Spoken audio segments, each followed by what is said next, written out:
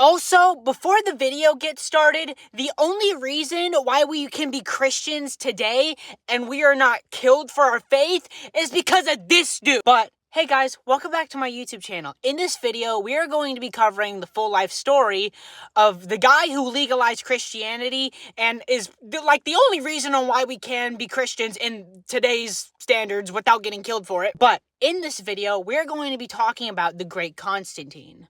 But as always, before we get into the video, please make sure to like, comment, and subscribe because these videos actually take a really long time to make and you'd be doing me the biggest favor if you actually did do those things. But without further ado, let's talk about the guy who legalized Christianity, the great Constantine. First, we're going to talk a little bit about the birth of Constantine. He was born in Nicaea, or however you pronounce it. He was born in the year 272. Gives you an idea on how long this was ago. His mother's name was Helena, and his father's name was Constantius. Constantius would become an emperor, and his mother Helena would be his mother. Helena, his mother, was secretly a devout Christian woman. Also, mind you, Constantine was born in a place where idol worship was heavy and the worship of idols was very big at that time. Just remember. Especially when it came to the Roman gods or pagan rituals. From what we know about his parents, his father was an emperor and his mother, this is debated, but was a Christian, specifically a devout Christian, yeah? Her zeal is debated on how devout of a Christian she actually was. But she wasn't open about this because, mind you, Christianity at this time was very illegal. You couldn't do it. Constantine would grow up in a land called the Nicaea Balkan lands. Now we're going to talk a little bit about his father, Constantius Chlorus, his rise when it came to the Roman army. Constantius, he was born in Dardania. He grew up to be Constantine's father, he was Constantine's dad. He fought hard and became an emperor of Rome. Yeah. Mind you, Constantine's father was a emperor. Rome at this time was very divided, and there was a lot of, people and rulers, and they were at this time, there was a lot of rulers when it came to Rome, because at this time, Rome was very divided. It was described that Constantine's father had got to where he was from basically how tough he was and just overall how tanked he was. Basically, he's described as being tough and he had fought or, to get to the position of where he was. Now we're going to talk a little bit about his mother, Constantine's mother, Helena. From what we know, Constantine's mother was not born noble, and most likely she was the daughter of an innkeeper. Despite her humble start, she would become Constantine's mother and kind of plant the seeds of what he would later become. Also, as I said previously, it is debated on how zealous she was or how devout of a Christian she actually was. Now we're going to talk a little bit about Constantine's childhood in the Balkans. Constantine grew up in the Balkan lands. This land was marked by farmers and soldiers and also faced threats from raids and rival tribes.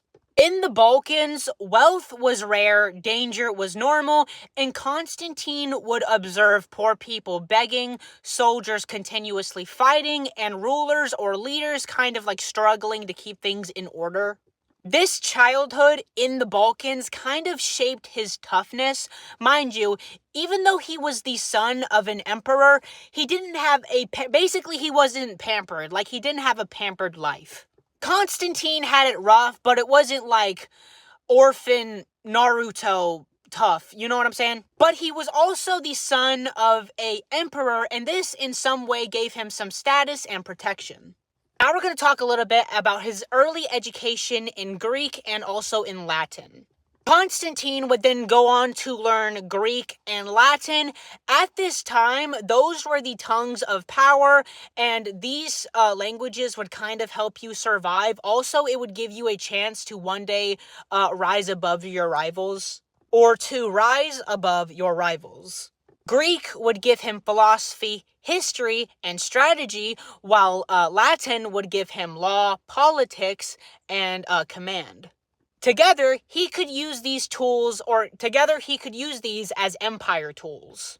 Unlike many other soldiers, Constantine was literate, so he could read. He could read orders, draft laws, things between the lines of what that was. Basically, he could read, he could understand the greatness of Rome, and he could understand Caesar's and Alexander and law-carved ambition at this age. Now, from what we know, Constantine wasn't a brute, but he was smart. Now we're going to talk a little bit about his first exposure to Roman religion and culture. Now, it's described that Constantine was exposed to the Roman gods, so like Venus, Jupiter, Saturn, stuff like that. Basically, at this time, Rome had a bunch of idol worship, and there was a god for almost anything, and rituals kind of ruled the day there. Or rituals and overall idol worship kind of ruled there daily.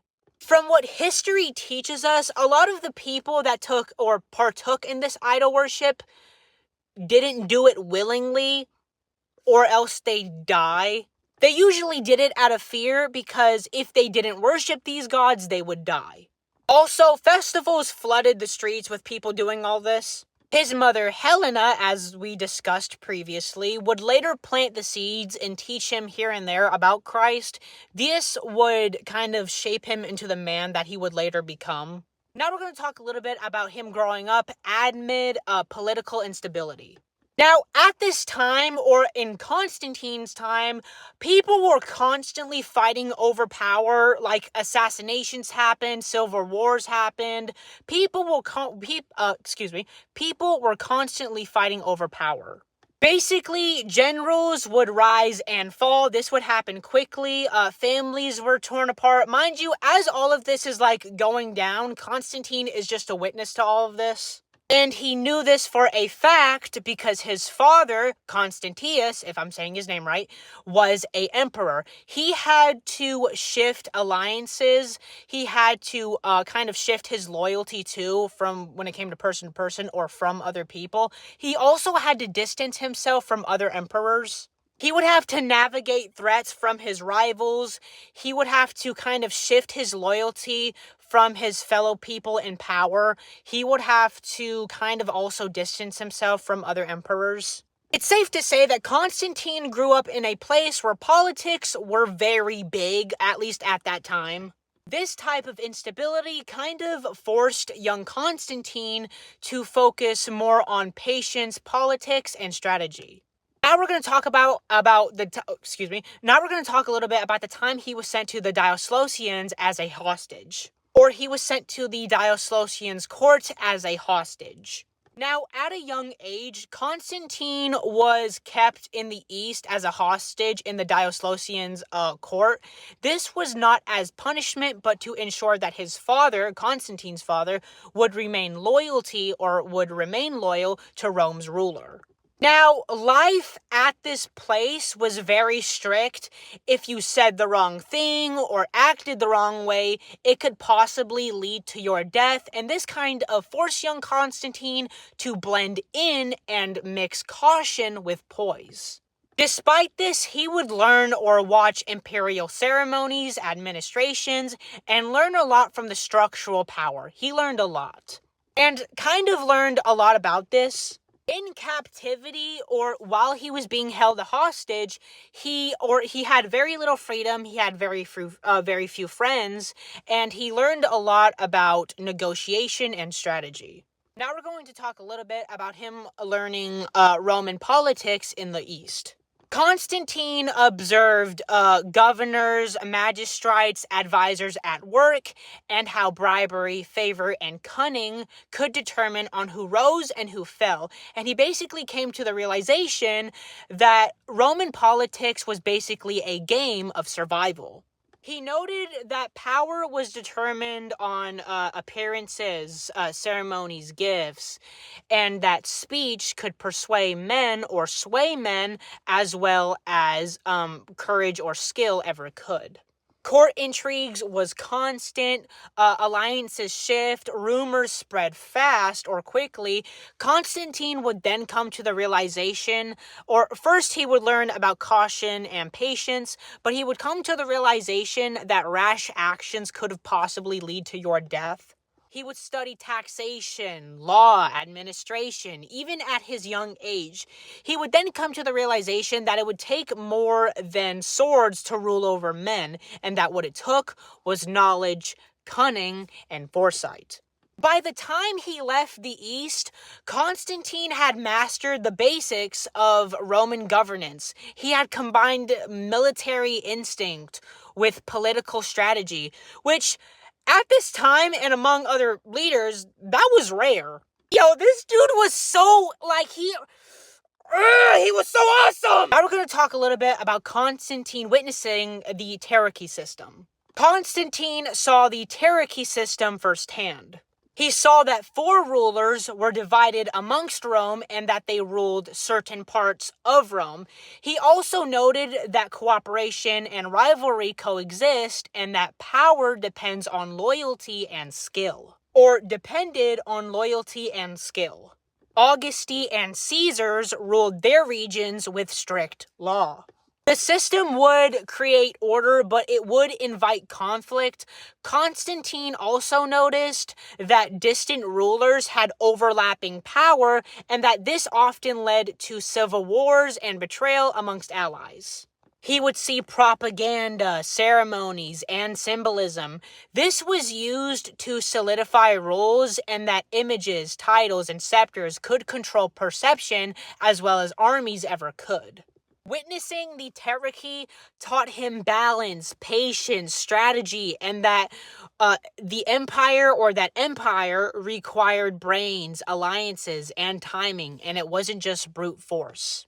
Now we're going to talk a little bit about him training as a soldier under Diocletian, or Diocletian, depending on how you say his name. Constantine began hard drills under Diocletian's officers. He learned discipline, formation tactics, and how fear could break or bind men. Or how fear could break or blind men together in battle. The training alone was brutal. Marches could have lasted for hours. They had to carry their armor in the heat. They had to sharpen their weapons daily. Through this, Constantine would harden his body and gain respect through endurance. He fought mock battles, tested against veteran soldiers. Loss at this time meant humiliation. Him learning quickly would gain him trust, and his courage separated him from the others. Constantine mastered infantry, cavalry, and siege tactics. He also grasped on not only how to fight, but how to command his soldiers with fairness and sharp vision. Constantine wasn't a regular trainee anymore. He was a soldier who thought like a general and to be prepared for greater challenges along the road. Now we're going to talk a little bit about his service in the Egyptian campaigns. Constantine marched to Egypt with Diocletian's forces. The land was strange. There was desert heat, there was Nile floods, and it was unlike the Balkans. Egypt at this time was rebellious. The Alexandrian riots would break out often, and Constantine would see firsthand how grain riots would be much of a threat to Rome. And at this time, Egypt fed much of the empire. He fought local uprisings, enforcing the will of Rome. Brutality was common, and Constantine would see firsthand on how fear and force could keep provinces loyal. But he came to the realization that resentment never fully vanished, or never truly vanished. Service in Egypt would also test his stamina, because you gotta think he had to deal with stuff like the desert heat, supply shortages, and just like random jumping. Or not random jumpings, but he would have to fight against hostile mobs. This would kind of push and test his endurance, proving that his adaptation, or he adapted to foreign terrain and culture. The Egyptian campaigns hardened him, and not only did he return with scars, but he returned on insight on how he returned with insight on empire management, and came to the conclusion that survival depended on discipline, supply, and crushing dissent. Also, not descent as in like descendants, like dissent, Dissent. Now we're going to talk a little bit about him fighting against the Persians in the east. Constantine would then join in on the campaign against the Persians because Rome's eastern border was not stable, and it faced threats or clashes from raids or rivals. These were not rebels, but it was a rival empire determined to resist. The Persians fought fiercely with cavalry and archers. Constantine then adapted to this because he wasn't going up against rioters or mobs. He was going up against a disciplined enemy. Sieges dragged on. There was heat issues. There was diseases, also supply issues. Constantine realized that it took more endurance and planning rather than quick victories, because when it came to campaigns such as this one, long ones, there had to be, planning or like strategy. People then began to notice on how brave Constantine was. Like, he formed formations and calmed or panicked men while they were freaking out. So to give you an idea of this, a panic or a guy is just kind of freaking out, he would kind of go up to them and kind of like snap them out of it. He would steady the panic that men had. These types of moments marked him more than an officer. The Persian War kind of showed Constantine, even though Rome was strong, it had its limits. And even though Rome was strong, it wasn't invincible. Now we're going to talk a little bit about his military lessons under Galerius. Constantine served under a commander named Galerius. Galerius was harsh, but when it came to being like skill, he was good. Also, he demanded loyalty from his soldiers through fear. He was harsh, but skillful in a way. He was a harsh and skilled commander. Galerius valued strength above all. Constantine then had to learn to show ambition, learn obedience, and also to wait for the right moment. Open defiance meant death, but patience led to survival. Fear ruled Galerius's army. Constantine then took notice that even though Galerius's soldiers feared him and it was efficient, they also hated him. Constantine then came to the conclusion that respect over terror was better for stronger leadership. Now we're going to talk a little bit about Constantine building a reputation for courage. Now, when it came to battle, Constantine was known for his courage because he would run into battle, and some soldiers would kind of lay back and wait for a second. No, Constantine would just rush into battle. They took notice that Constantine was not a coward and that he had bravery, and that he did not fear danger. Constantine would fight the Persians, and the commanders would respect him. Even his enemies took notice on how tough he was. Constantine would then get a reputation among his fellow soldiers that he was steady and reliable when it came to chaos.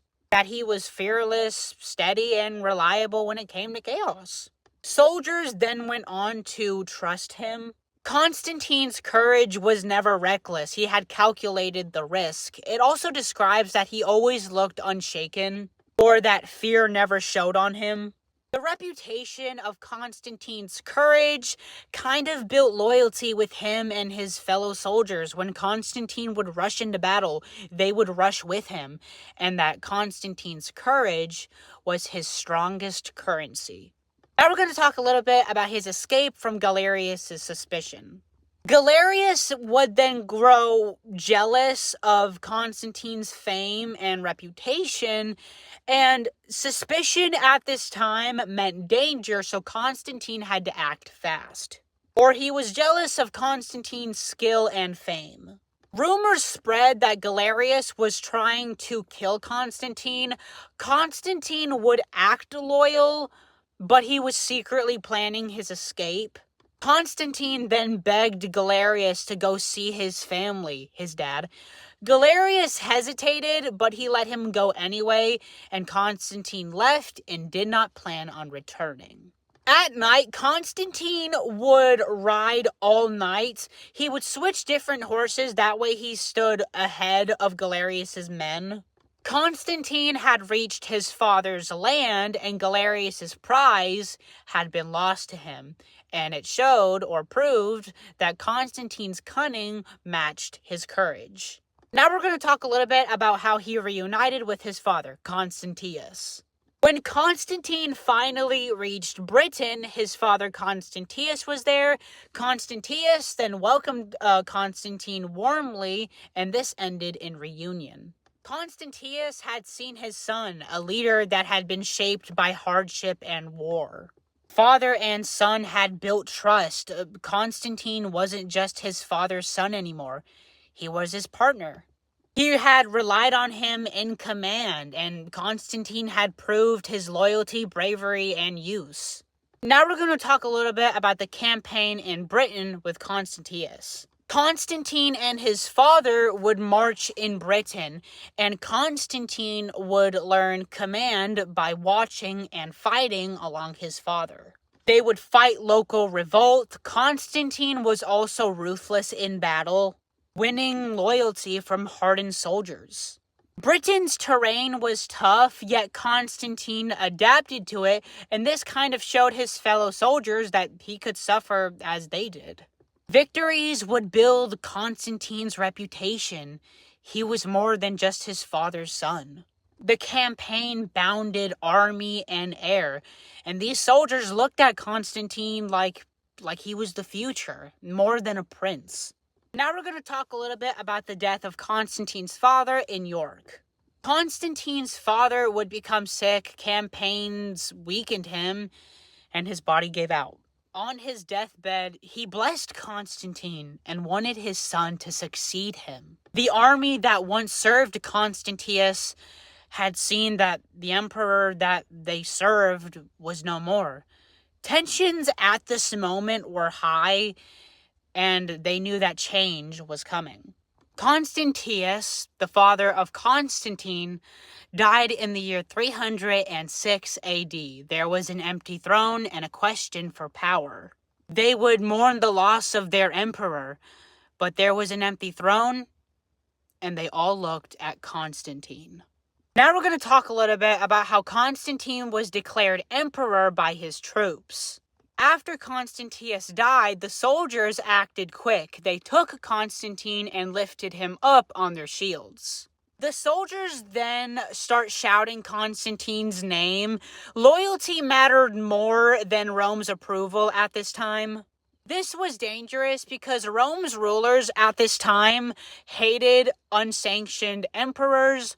Constantine instantly risked civil war. Still, soldiers made their choice, and Constantine wore purple, bound by their will. Constantine's rise began in 306 AD in York. An army shout made him emperor. Now we're going to talk a little bit about Constantine's rule in Gaul and Britain, or his initial rule in Gaul and Britain.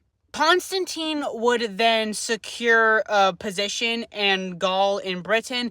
He needed stability at home before he could face Rome's politics. Yeah. He raised taxes, carefully avoided revolt, and when it came to other leaders before him, when it came to the civilians, Constantine was a lot more light on them than the other leaders were. This would gain local loyalty. Military pay was steady, and the soldiers would stay loyal to Constantine because he rewarded them. Gaul's borders were threatened, but Constantine would defend them. Victories, or these types of victories, would kind of build Constantine's reputation. Now we're going to talk about his conflict with Maxentius in Italy. Constantine's rule in Gaul and Britain was secured, but Italy would be burned under a guy named Maxentius. Now, Maxentius was the son of a guy named Maximum, if I'm saying his name right, I'm probably not. But Maximum was a formerly known emperor, and Maxentius was his son. He seized Rome and Italy. His soldiers doubted him, and the Senate despised him, but Constantine looked at this and saw opportunity. Constantine would march south with his legions, going after city to city, and from what we know historically, I think, is that they kind of just let him go, like just go through the city. They didn't really put up much of a fight. Also, if you haven't noticed already, Constantine is slowly but surely getting closer to Maxentius, and it would be Gaul's chosen emperor versus Italy's pretender. Now we're going to talk a little bit about the war with Maxentius' forces. Constantine would launch war against Maxentius. Maxentius, who controlled most of Rome and Italy through fear, Maxentius would command more soldiers and wanted more soldiers to fight for him. But from what we know, the soldiers didn't like Maxentius. A lot of them just hated him. Not only that, he didn't really have much of a strong army force per se. Also, Constantine, he had fewer, but his soldiers actually liked him, and his soldiers were disciplined, and they were loyal to Constantine. As Constantine advanced, he would win victory after victory in northern Italy, Verona, Turin, and every time Constantine would, win, Maxentius' grip on Italy would slowly but surely get more loose, and this would kind of build Constantine's reputation as the empire's true leader. Constantine is awesome. Now we're going to talk a little bit about the siege of Verona. Verona was Maxentius' key stronghold, and the Roman governor of that place, or of that time, was called Persius Pianus. I could be saying his name wrong. The Roman governor at the time was very loyal, so if Constantine's campaign failed here, it would be the end of it. Constantine would then lay siege. He cut off supply lines, pressured the defenders day and night. Yes. Verona resisted hard, but Constantine would wear them down with his discipline. By the way, the Roman governor at the time was very loyal to Maxentius, and his name was... what? His name was Ruricius Pompeianus. But Ruricius was defeated, Constantine won. This victory would cause Maxentius to lose his control completely on Italy, and now it belonged to Constantine now. Yeah. Showing Constantine's unstoppable momentum. Mind you, Constantine was a dog, bro. He was so tanked. Mind you, this is before he found Christ. Imagine, we're going to get into it, but he becomes so much more tanky when he has Christ. This is him without Jesus. He was just slapping people around. This is without Jesus. And with Jesus, he would do even more of the slapping around. Now we're going to talk a little bit about the march on Rome. After Verona, at this time, Constantine would march through Rome. Maxentius tried to rally support, but failed. Also, from what history tells us, a lot of people did not like Maxentius, mainly because Maxentius ruled Rome and Italy, a lot of it, through fear, and history kind of tells us, per se, he was not a dictator, maybe a dictator, probably. Now we're going to talk a little bit about the vision of the cross. Now, before Constantine's final battle with Maxentius, Constantine would go to sleep, and in this dream of his, because he had a dream, he would see a cross. Now, in the cross, it said, "In this sign you shall conquer." Constantine, not knowing what this meant, went to go ask one of his soldiers on what the cross symbolized, or what the cross meant. The soldiers then told Constantine that the cross meant Christianity and Jesus Christ. Constantine interpreted this and thought to himself that this was a sign, and that if he fought under the Christian God, he would be victorious. Now, to understand this next part, you're going to have to kind of get an idea on the place of which they fought at. We're going to kind of talk about the Battle of Milvian Bridge, not the event itself, but kind of what it looked like, or the terrain of which they were fighting on. At the time, they were fighting at the Tiberias River. Now, the Tiberias River, there was a bridge that went from the main road to the other. There was a stone road that went from one part to the main parts of Rome. This was hard for Maxentius's group because if they got trapped, Maxentius's group, if they got trapped or couldn't move a lot, they could drown. Because mind you, this bridge of theirs that they're fighting on is under a river. So if they fell over, they would drown. The Milvian Bridge was a bridge that connected from the main road to the other northern parts of Rome. And Maxentius and Constantine had to kind of send out smaller groups because the way the bridge was built was it was hard to kind of move around, or from the research that I did, it was kind of hard to move around in a hard and weird way. While they were fighting, Maxentius he tried retreating, he tried getting out of there, but he fell off the bridge and he drowned. So now Maxentius is dead. Now we're going to talk a little bit about his alliance with Licinius. Now, after Maxentius died, Constantine knew that he could not face all of his rivals by himself, so he allied with someone named Licinius. Now, Licinius at the time was a Roman commander. Their bond was kind of sealed through politics, and so Constantine gave Licinius his half-sister, Constantina. Constantina would then be given to Licinius. Constantine did this as more of a strategic thing more than affection. To him, this was a strategic act of survival. Oh, also, small correction, this was before Maxentius died, so they partnered before Maxentius died. But together, they would stand against Maxentius and Galerius' supporters. Licinius would bring armies from the east, while Constantine would hold his position in Gaul and Britain. Now we're going to talk a little bit about how Constantine entered Rome as victor. After Maxentius's defeat, Constantine would then go through Rome, and at the time, the civilians were kind of lined up to, see what would happen, because a lot of them were suffering under Maxentius's rule, so some of them were scared, a lot of them were hopeful, and a lot of them saw Constantine as a liberator.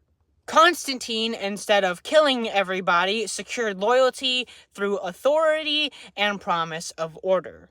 Rome's Senate actually acknowledged Constantine. Now, the entire Western Roman Empire was under Constantine's control. He controlled all of that. Now we're going to talk a little bit about him being the sole ruler of the West. After Constantine entered Rome, he acted quick to consolidate power. He eliminated rivals, replaced governors that were loyal to Maxentius, and secured cities. His authority in Italy, Gaul, and Britain remained unchallenged.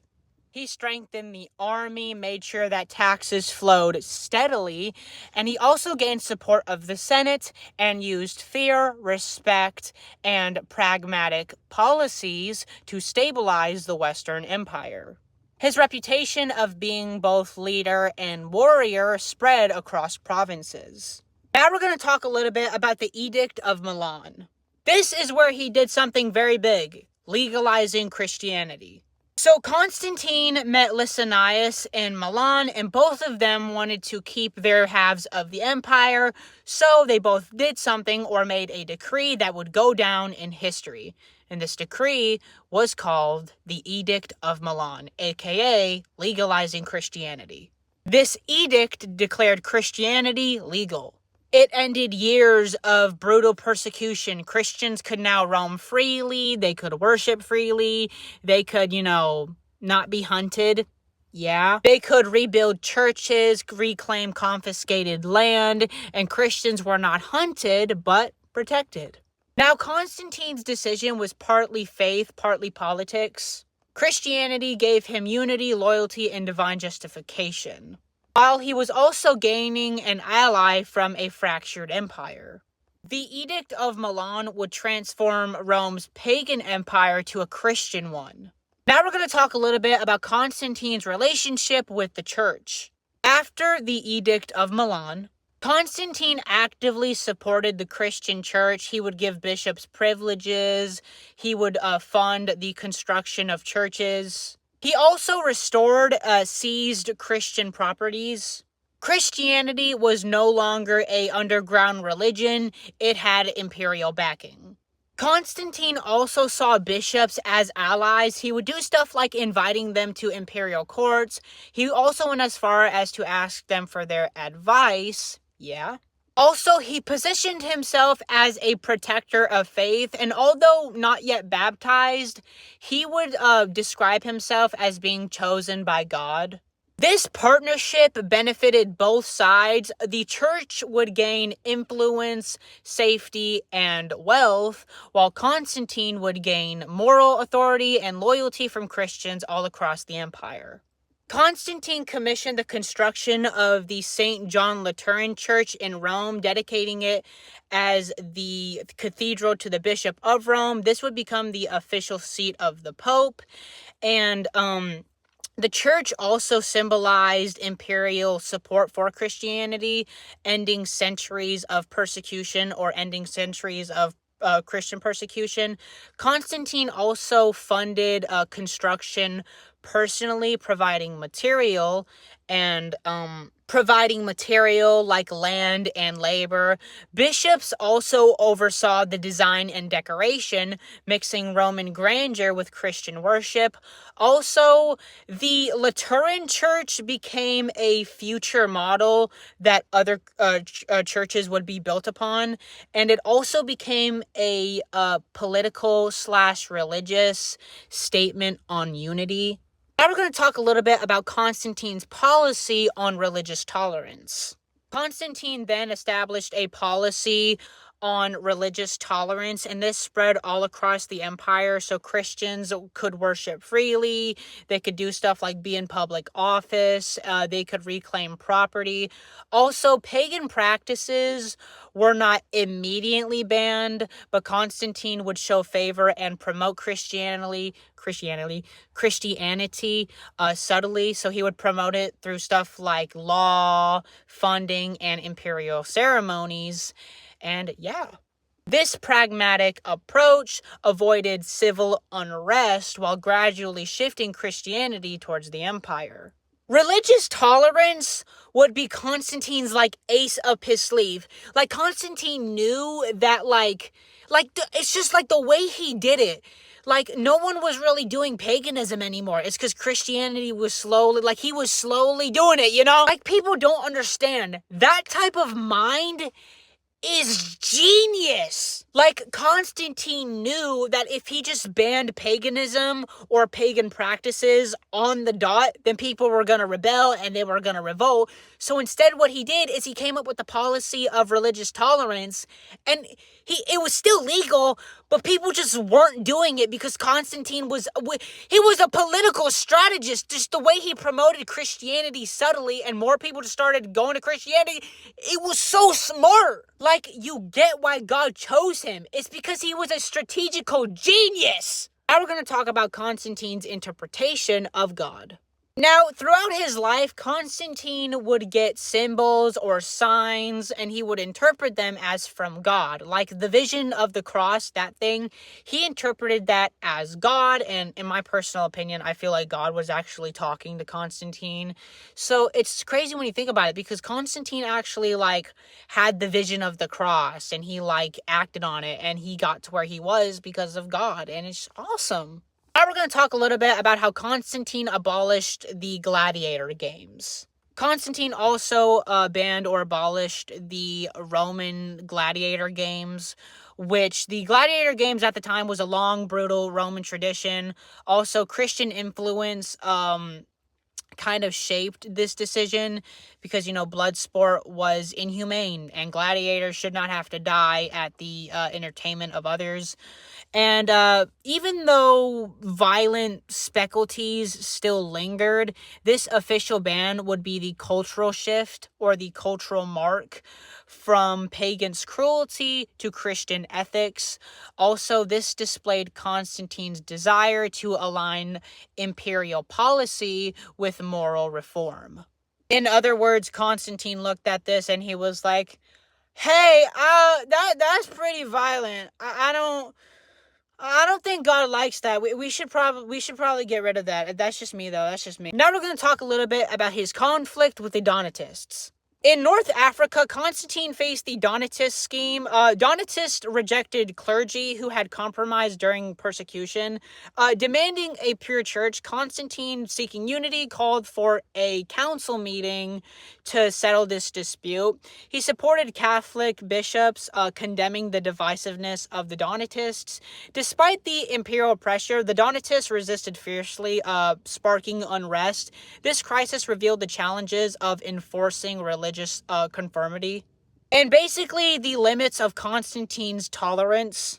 Constantine then began funding the churches directly, so he would give them stuff like land, money, privileges, to clergy.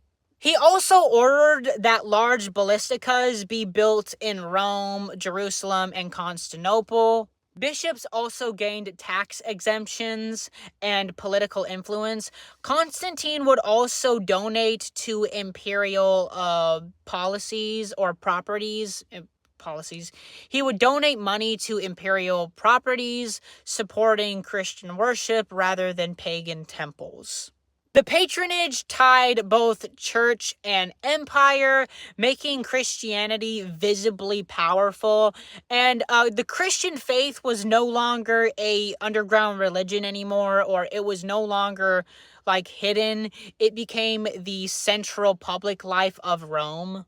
Under Constantine, the bishops would gain political power, so they could do stuff like advising the emperor, which the emperor at the time was Constantine. They could do stuff like judging disputes.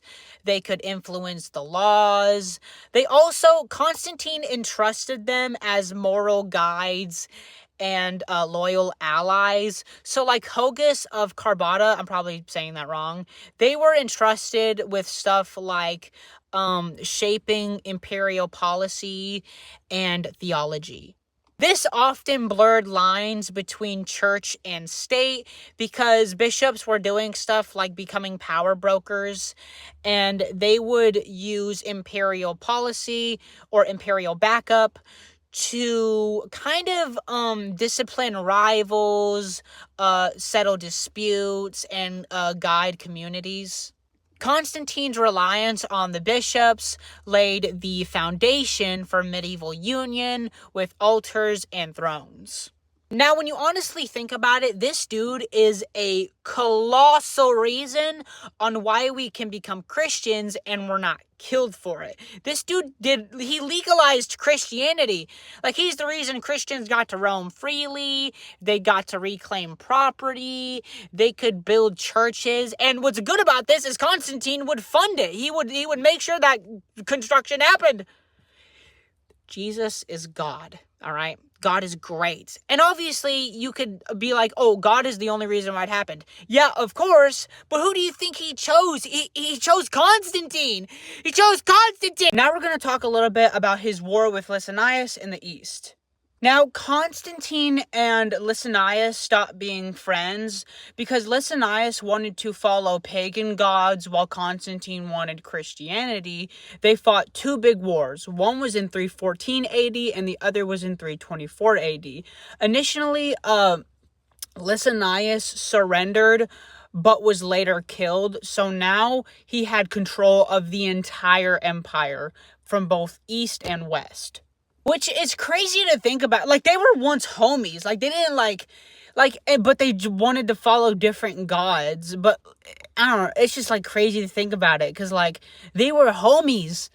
But, Constantine wanted to follow the one true God. I could see how that makes sense. Now we're going to talk a little bit about the tensions between Constantine and Licinius in court. And the tension didn't just start here. Like, even before full war, Constantine and Licinius were clashing by law. Yeah. And you gotta think, Licinius still had some power in the east, and resisting or refusing Constantine's Christian policies, and then spies, rumors, and mistrust grew, and Constantine was worried that Licinius would betray him, and Licinius was afraid of losing everything. This made war and conflict almost inevitable. Which is so funny to think about because Constantine is like, Licinius, obey the rules, follow the policies. And Licinius is like, no, I don't wanna. Now we're gonna talk about the first battle between Constantine and Licinius. Now, Constantine had marched his armies to the east where Licinius was at, and they had one big fight, and they start fighting, and they start beating each other up, but Constantine would ultimately be victorious, so he would win that. Licinius wasn't able to keep up the heat, so he surrendered, but later on, he was executed. This kind of displayed that Constantine could have overtaken he could have overtaken Licinius if he ever wanted to. Yeah. Now we're going to talk a little bit about his renewed war with Licinius. Now, in 324 AD, Licinius wanted total control of the empire. And at this time, Constantine also wanted control of the empire. So they both fought. They both fought. Licinius loses, and Constantine is like, gimme. It's mine now. These battles would spread all across the Balkans. Now, my answer is a little because I don't think Constantine was in the wrong. I mean, when you really think about it, Constantine just wanted to liberate Christians, and he wanted to end persecution of Christians, and he wanted to legalize Christianity, and he wanted the name of the Lord Jesus to prosper. But Licinius didn't really want to liberate anyone. He just wanted power. He just wanted to follow the pagan gods, which, Constantine, I feel like Constantine was in the right, but that's just, yeah. Now we're going to talk a little bit about the final battle and Licinius' execution. Now, as I said previously, Constantine and Licinius go to war. Constantine wins, and he takes control of both the West and East Empire. Which is so crazy, bro, because he beat him up, and he took it. It'd be the equivalent of beating up someone and taking their lunch money. He just whooped Licinius and then took his side of the empire. Now Constantine has control of both the East and West Empire. Yo, Constantine was balling, bro. Like, what? Like, imagine that. That's so cool, dude. Not only did he have complete control of the West and the East Empire, but he was Christian. He made imperial policies, and Christians were able to, worship freely. They could do stuff like be in public office. They could reclaim not stolen property, but they could reclaim property.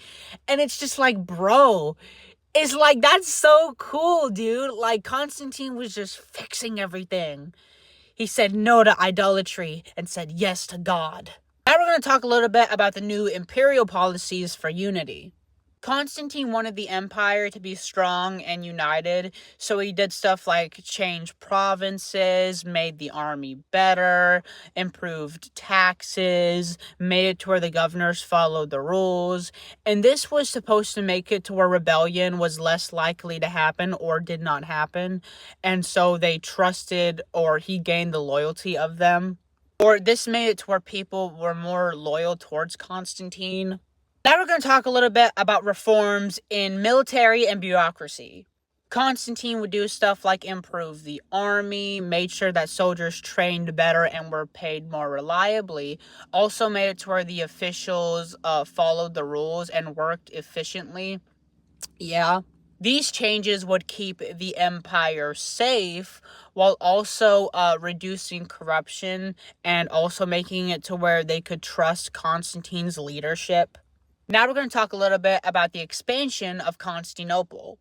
Constantine expanded Byzantium and renamed it Constantinople. Yeah. He built stuff like walls, roads, palaces, churches. This would become the new capital, both strong and safe. Yeah. And would shift power from Rome, creating a place of trade, politics, and Christianity in the empire. Now we're going to talk a little bit about Constantine's intrigues or his family tragedies. Constantine's son, his name was Crispus. From what we know, or from what history tells us, he was once a respected general, but he was executed on charges of treason.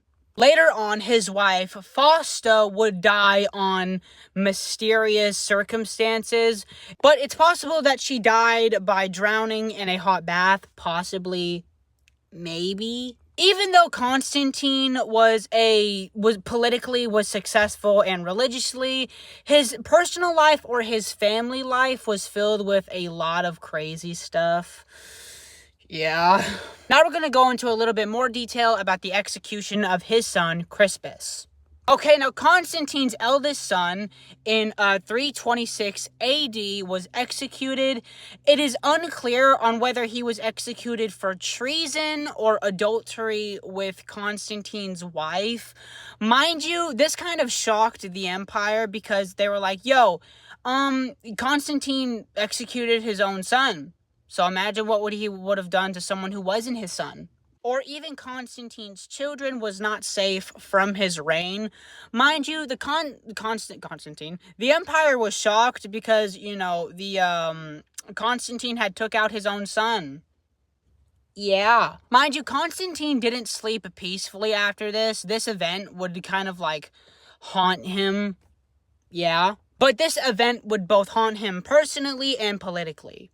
Now we're going to talk a little bit about the execution of his wife, Fausta. Now, Constantine's wife, historically, we don't know how she died. All we know is that she did die. There was rumor that she committed adultery with Constantine's son, or she possibly died in a hot bath. Yeah. Also, I'm not saying this did happen, but there is rumor that Constantine's son and Constantine's wife committed adultery together, which, if they actually did do that, that'd be really dumb. Imagine your father, your daddy, your papa, if you will, is the emperor of both the East and West empires, and you smash his wife. That's wild! What? And to kind of sell it, he's like, yeah, he committed treason, he's gotta go. Bro, if that actually happened, that's crazy. Oh my goodness, bro. Bet you slept with my wife, I'm gonna smoke you, and I'm gonna frame you for treason. What? Now we're gonna talk a little bit about Helena's pilgrimage to the Holy Land.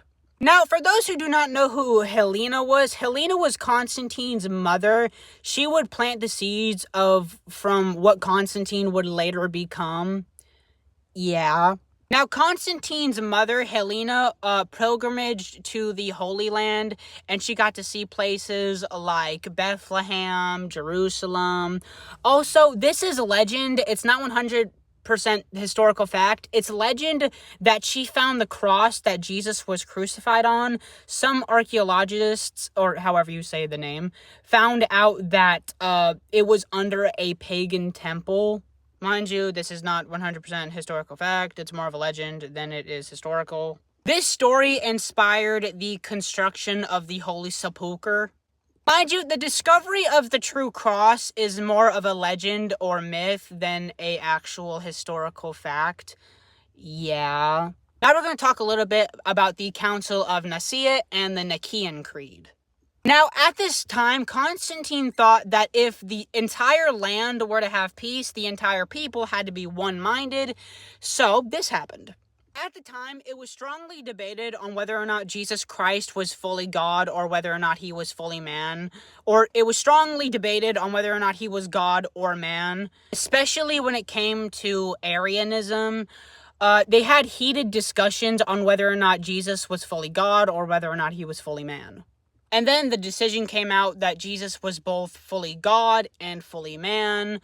And then Arius got kicked out of the church. If you guys don't know who Arius was, he has his own story, but he made something called Arianism.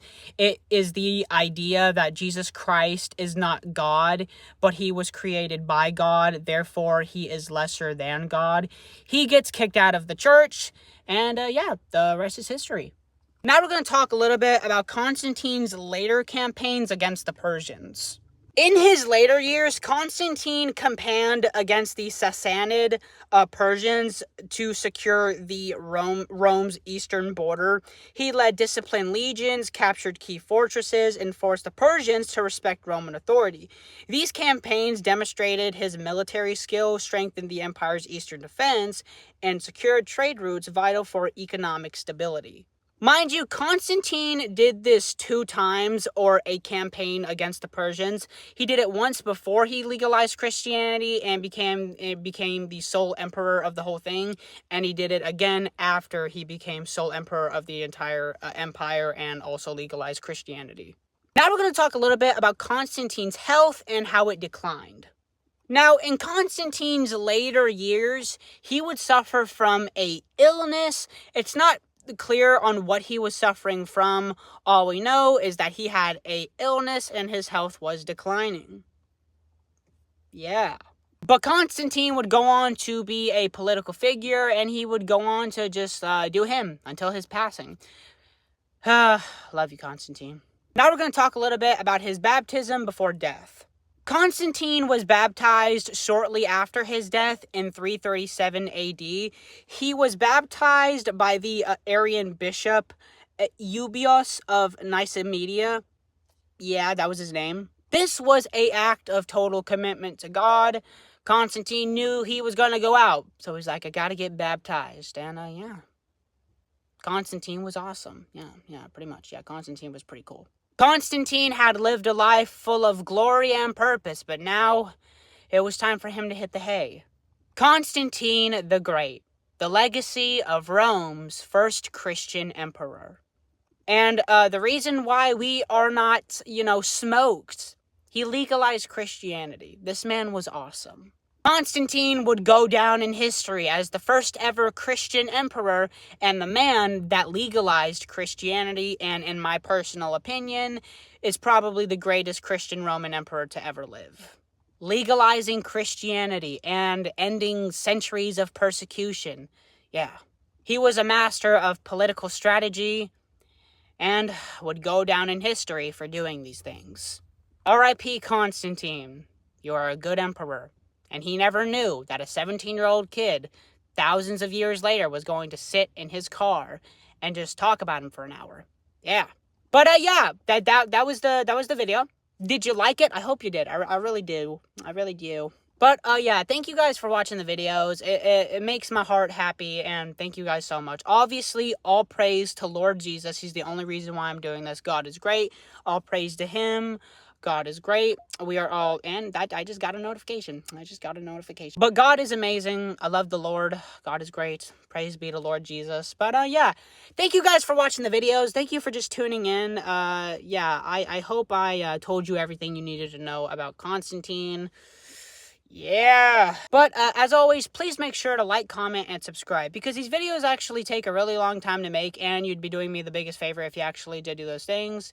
But yeah, thank you. I don't know what the next video is going to be about, but hopefully it's something that we can just sit down for a while and just chill and talk about. Yeah. Thank you guys so much for your support. It means a lot. Yeah, thank you. Also, we hit 108,000 subscribers. 108,000 subscribers. Yay! Thank you so much. All praise to Lord Jesus. But yeah, I feel like that's about it. I thank you, I love you, and God bless. Secret ending. Yeah, only people who stayed to the end figure this one out. By the way, if you made it to the end of this video, if you made it to the secret ending of this video, comment butter. Only real ones will comment butter. But I wanted to do this at the end of one of my videos. I don't really do that. It's usually the I thank you, I love you, and God bless. And then the video cuts. But I kind of just want to sit here and talk for a little bit. You don't have to, but what do you guys want to see on this channel? Like, I usually do, like, Christian history stuff. I already covered the entire Bible. I told you everything you need to know about Jesus. What else have I done? Oh, I explained some things in Christian history. So what else would you guys want to learn about or just know? I can do... It doesn't even have to be Christian if you guys don't want it to. We can talk about other historical figures. But, yeah, I kind of just want your opinions because, like, you guys are who watch these videos. But, yeah, I kind of just wanted to get on here, at the ending or secret ending of this YouTube video just to kind of get your, opinions on what you guys would want to see on this channel. Maybe some series ideas or stuff between the lines of that. But, yeah, thank you for your time. Just leave some ideas on, or just what you guys would want to see on this channel. But, yeah, now that's the end of the video. Yeah. Thank you.